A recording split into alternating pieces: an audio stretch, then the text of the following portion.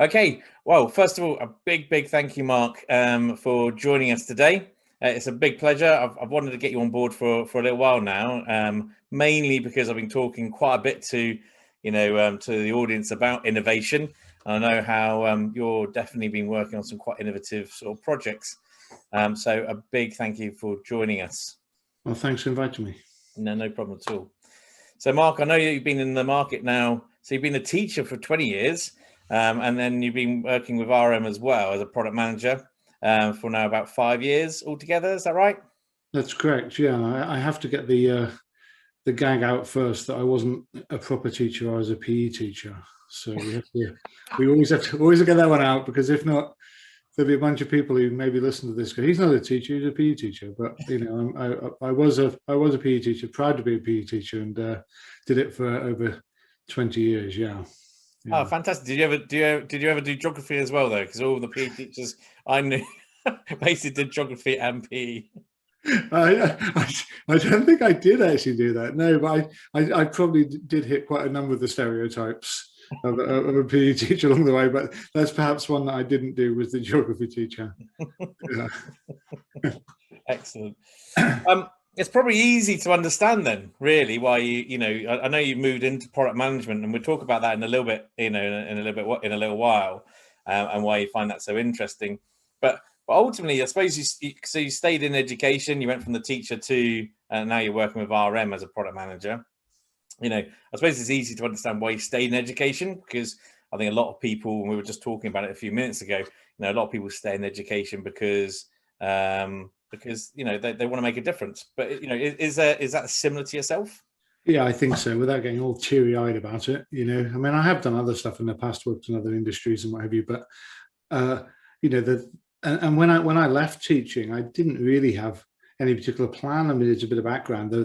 My kids had both sort of reached university age, and I made up my mind I was going to do something different. Okay, it was basically the gig. Okay, it felt like, I've given it a fair shot. I want to have a go at something different. Okay, I had looked at a few other things. Okay, it wasn't a full midlife crisis, but I had a look at a few different things, and the whole RM gig was sort of came by accident, really. So I came back, but I guess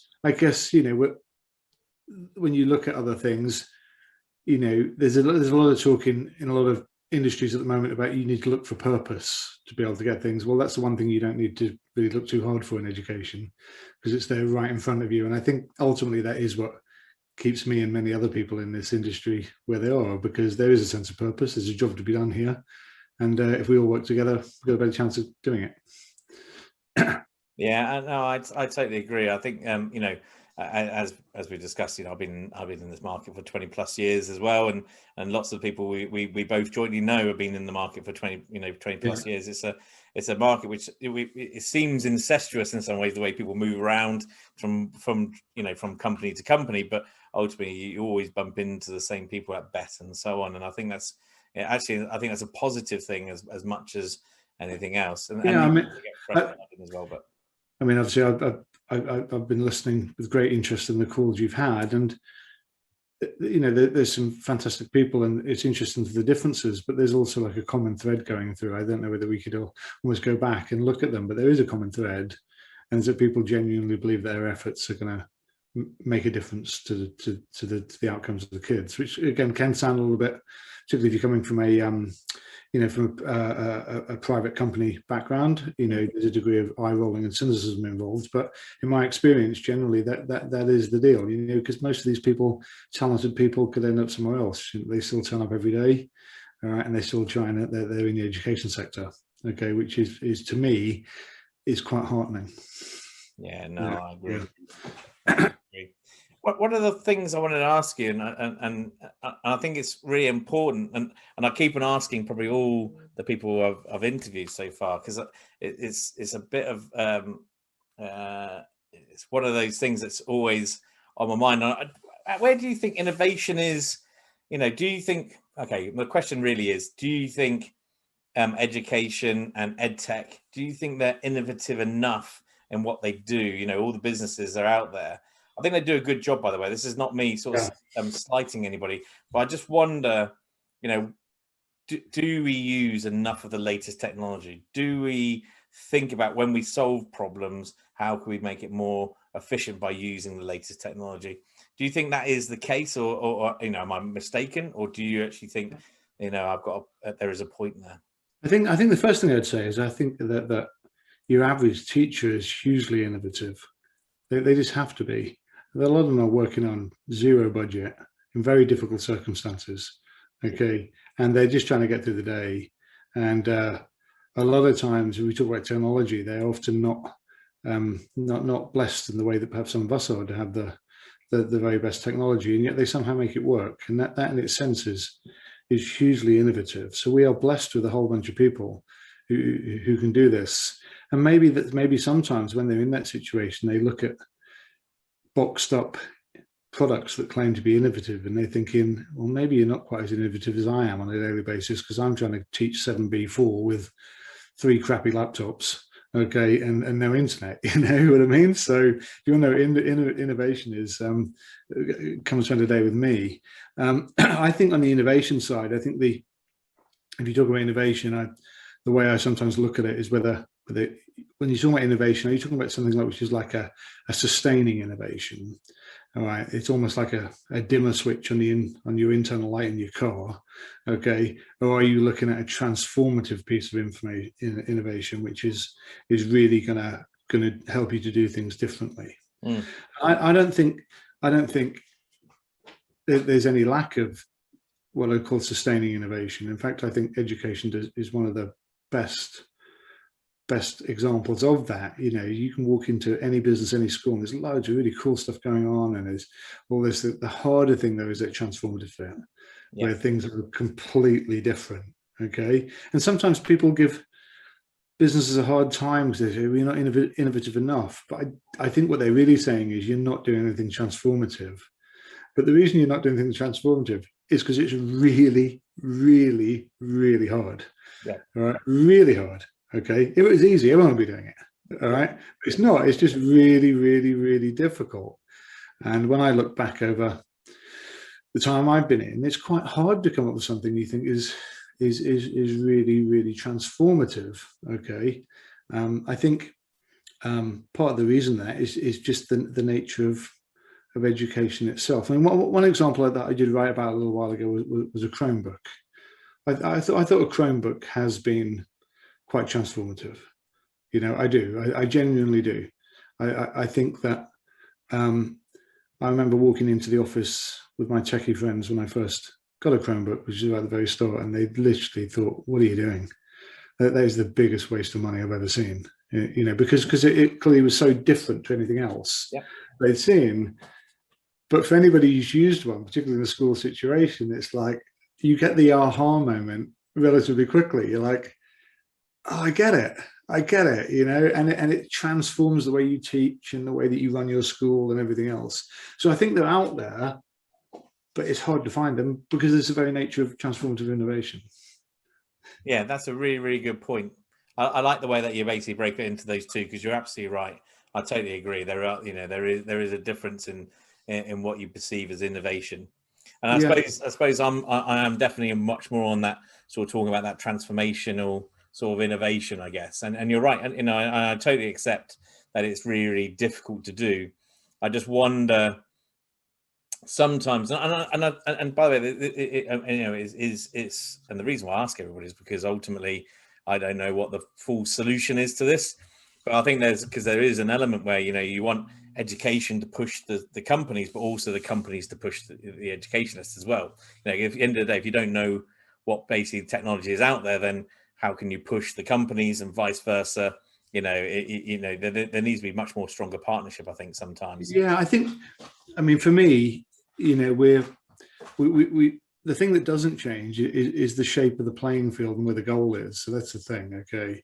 And that's set by government, really. And, so the accountability measures and what good looks like is set by the government. So if I used to stretch my sporting analogy a bit further, okay, and you think of something like rugby, for example, okay, like the tactics and the strategy and everything has changed over the years. It certainly has. But it would change a lot more if there were 4 posts instead of 2. Okay, if there were a post on either side of the pitch, and you could score any way you wanted, that would change everything. All right, but the fact there is a post at one end, a post at the other end, that constrains what you can and can't do by definition. And in UK education in particular, but in actually most countries in the world, high stakes assessment and what success looks like is not really within my gift. It's not in the gift of the teachers, and it's not in the gift of the technology companies, and therefore that effectively, that does constrain what you can do. Okay, and we can't really control that. I think a more interesting conversation in that regard is, about why do we have the goalposts where they are? Why are they so big? Why are they shaped like they are? And that type of thing. And will they ever change? Will they ever move? And this type of thing, because the real power to encourage innovation is at that government level. That, in my opinion, that's where it really is. For everybody else, they're just trying to do what they can within, the field is just 100 meters long, 50 meters wide. There's 30 people on it. That's the deal. Yeah. And also budgets are a constraint as well. We know that basically if there's nothing, like you said, going back to your government point, if the policy isn't there or the initiative isn't there from government, then it's really hard to focus on other things, even though there might still be pain points. It's a little bit like, we will talk about unconscious bias in a minute, but there are lots of pain points that are in the industry, which I think technology can help and solve. But the fact is, in the day, with a very small budget on IT, it makes it very difficult to then prioritize that potentially over something which the government perceive as a proper initiative. I mean, necessity is the mother of invention, isn't it? It still is. So we're talking about innovation, and that necessity is described largely by government policy in many regards. That's what's being described. So I'm sure other people similar to me, when you go in to see a customer or you talk to them, okay, and you might want to talk to them about X, but very quickly they're like, believe me, Y is so big right now. I've just got to focus on Y right now. Like, I've got this really cool thing over here though. It's really good. It's really good. It's like, no, honestly, I'm not kidding you. Okay, Y is so big right now. I'll come and have a look at X later, and they don't really have a control on that, at all. They just don't. And it's the opportunity costs. Teachers have just, if you're in education, everything's about opportunity cost. Absolutely everything. And I'm asking them to look at something else. It's hard. No, I agree. The last two interviews I did with Rowena and with Jeff Marshall as well, very much along the lines of, Jeff's a trustee. Rowena is basically CEO of a MAT as well, and ultimately, if you came to them and said, "I'm going to save you 30 grand." Then that's effectively a staff member. It's like, okay, now I'm listening. We'll go £500. I'm going to save you £500 or £1,000. It's like, and what am I going to do with that? That's exactly right. And that, that a lot of that things are just, they stifle it. Do they stifle innovation? Let me get this right. Okay, they make innovation behave in a certain way. All right, because I think going back to the call earlier, I think we do live in a very innovative vertical, lots of innovation, tons of it, absolutely amazing stuff going on, but it's a particular type because of those reasons. That's interesting. So actually, from a government perspective, then, if you had control over government, which is a big thing, but if you had, would you like them to set aside budget, which they sort of absolutely, ring fence for innovation to solve some of these other sort of types of, again, we'll talk about unconscious bias in a minute because I know it's one of the things, but is it worth? Because otherwise it can easily get lost. It will depend on the priority of the CEO or the head or whoever is in charge of the budget at that particular point in time. So is it worth ring fencing some things for other initiatives, which I suppose they do already. I don't know. How would you tackle that? Well, innovation in schools. RM right now, that the annual budget has been split out, so there's a proportion of budget which is now available for what I loosely call the innovation. It is, and you have a different set of KPIs against that, because it would be insane to run the same KPIs against something which is completely different. Yeah. Okay. I think that if there were if there was a way that you could have different KPIs, because the KPIs in school are in a school situation are, as I say, are pretty well defined due to the accountability framework. Yep. Okay, I think if there were some, I mean, this is top of my head, Nick, so please, everybody listening to this, please forgive me. Okay, but if there were some wacky KPIs, okay, that came down from the government that said, I don't know, you've got it, you need to somehow measure your kids' empathy towards each other or something. Okay, I don't know, there's something about an empathy measure of some sort that we don't currently measure. Okay, then I think that would drive the innovation, right? Because you'd say, oh, wow, we now need to do this type of thing. And this is where the power of Ofsted and all these type of things are so important, because they can see that. I think just dropping cash into schools, I don't think that would, I just don't see that working. It's more about, it's that, what's the problem we're trying to solve? Is there a problem we're trying to solve here? Okay, and then I mean, a lot of the multi-academy trusts have been doing amazing stuff now, where they sort of is it ARC Ventures at the moment, where they have essentially their own, what you could argue is their own innovation lab in there at the moment, where they encourage members of staff to come in and come up with their own ideas. I think that's fantastic, and I'm seeing that happening in quite a few multi-academy trusts now. Yeah. So you could argue that they are actually setting aside some space for people to go and think about things in a different way, and I think that's fantastic, and I think that's where a lot of that will happen. And actually, I'd argue that companies should really get involved in that. I think you don't want to create loads of bespoke software solutions across different mats, because obviously how to support those in the long term. But I think so companies, I do think companies need to build that partnership with mats and basically help drive some of that innovation as well. Yeah, and it's very healthy. I mean, they're all very research led, which is again is just so important. They're all extremely research led, and I really like them. Some of the things I do find a little bit tricky is the fact that sometimes they are taxpayer funded software development teams, which I think is quite a thing. It's like, so when as a taxpayer, when do I get my sort of percentage of the successful product you've just invented? Yeah, but that's perhaps a different conversation. Yeah, that is a tricky conversation to go through. It is, to be fair, though. When I look at a lot of products which do make their way to market and you track them back, a lot of them had the luxury of being incubated by the taxpayer in a taxpayer's in a situation, which is fantastic, because it does produce good goods. But I think I'm not quite sure how you track that relationship, to be honest. Yeah, no, I appreciate that for sure. I think going back to your point about government as well, and the innovation sort of types, where innovation comes from those initiatives. A prime example of that would have been the parental engagement piece. Yes. I was in Capita at the time when parental engagement came out as an initiative, and every school were clamoring for parental engagement products, which is really, really good. Because that meant that it didn't necessarily drive. I don't know if it drove innovation, but it definitely drove the impetus to take on technology to support that sort of that parental engagement. I do.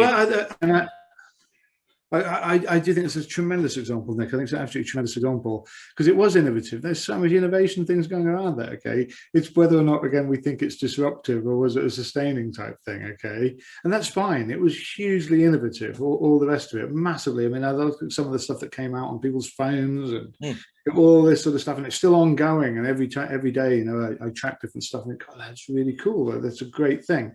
Really good. Is it disruptive? I don't know about that, but that's still highly innovative, which is great. Yeah, no, I'm with you on that. I think that's really important.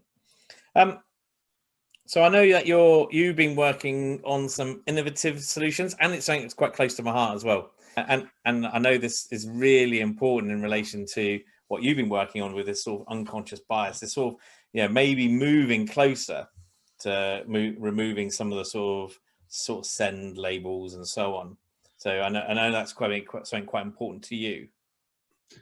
Yeah, I mean, I don't know. I really look forward to this call and having a chat with you. I just feel I get quite nervous when people say, "Hey, you're working on something innovative," because it's like immediately it's like people screaming at the thing, going, "No, it's not. It's rubbish." That's not innovative. What are you talking about? Okay, but hopefully in the early part of the call, I've sort of said, that innovation is quite a wide sort of thing. It's it might not be a flying skateboard, but it's making your skateboard go a little bit quicker. Okay, it's that type of thing. All right. So before people get like, this guy's going to, oh man, this guy's going to tell me about how innovative he is now. It's really not the gig. Yeah, I mean, I'm now working in on assessment really, and what we sort of know about assessment is the fact it is subject to bias, whether we like it or not. We try to moderate and standardize and do everything else, but it doesn't matter how much you try to do that. There's always an issue. There just is, and people try to fight against it all the time. Thankfully, the vast majority of it is going to be unconscious, because teachers are good people and everybody is going to be unconscious. I think the conscious stuff is perhaps less of an issue, but the unconscious stuff, and this summer obviously is going to be so interesting again, because we've now got teachers who are challenged with assessing work. Okay, and there's a workload issue from that, but it's also going to be really, really interesting about the relationships around that. Okay, I think everybody sort of wants their teacher to assess their work, students and teachers, but there's consequences to that. They're humans, and there's going to be stuff around it. So we saw it sort of last year when an algorithm was applied and people thought, oh, I don't really like the idea of that. So this year we've gone back to, it's going to be a teacher looking at it. Okay, and so that's one of the things. And one of the things I'm working at the moment is well, how do we help in that situation to help recognize that unconscious bias is always going to be a thing, and you shouldn't feel bad about it. All right, you shouldn't feel bad about it at all. All right, but you need to be conscious of it so you can maybe think about it a little bit. And everybody does, but anyway, that's one thing I feel strongly about. Yeah. And when do you plan to release, and what's so the thing I'm particularly interested in at the moment is not particularly new actually, but it's something that we've got a particular angle and we're looking at, and it's all around comparative judgment, and it's the idea that if you just ask people to look at a couple of things, an A and a B, they're able to judge A and B rather than against a rubric. And if you follow that model, you can actually get multiple judges look at multiple items, and that's what strips out the bias. Okay, whereas at the moment, traditional marking, whatever you look at, it tends to be a teacher looking at a set of work. So that's obviously, if you can move that to the fact that multiple teachers are looking at multiple scripts, and the moderation process does that.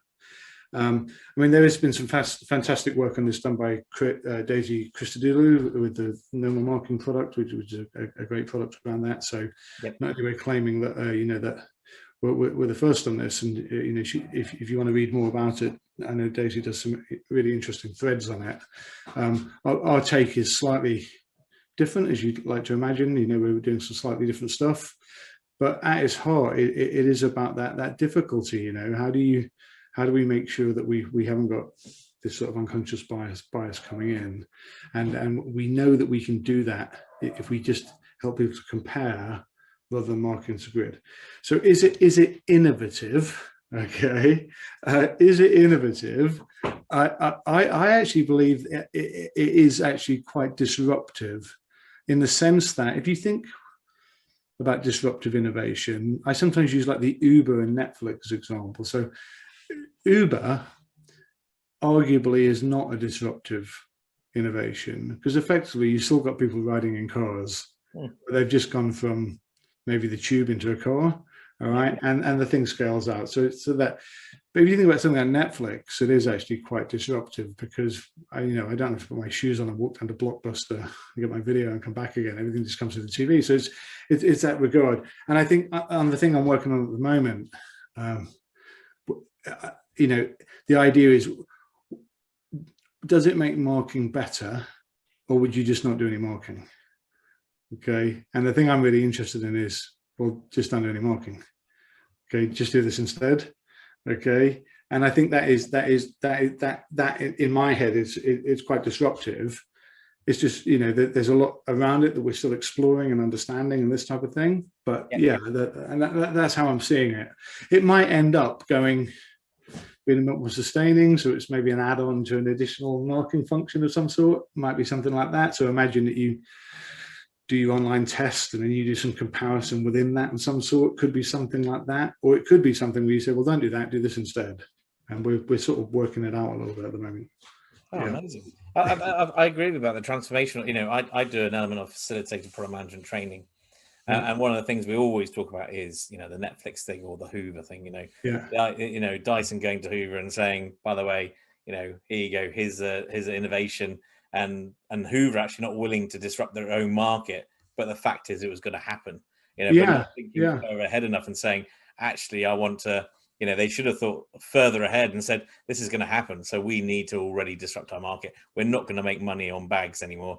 We're going to have to make it on something else like the service. Yeah, I mean, I don't know. I know the people know on the call, but RM has a significant interest in high stakes assessment. There's a lot of marketing. That's what it does. It does a fantastic job. You know, not just saying that. I think the tools that we have is globally recognized. They are excellent. And all the rest of it. Okay, but part of the reason that we sort of have an innovation function really is to enable people like me to think about things that maybe are a little bit different, you know, because we've got loads and loads of clever people who are making the marketing stuff we do more and more innovative every day.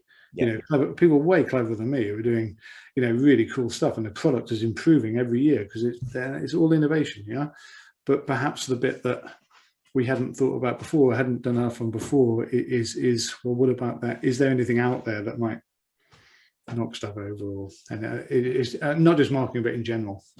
Yeah. I totally agree. And I suppose in some ways that's where, again, going back to that transformational, the sort of disruptive sort of innovation is something I'm probably more.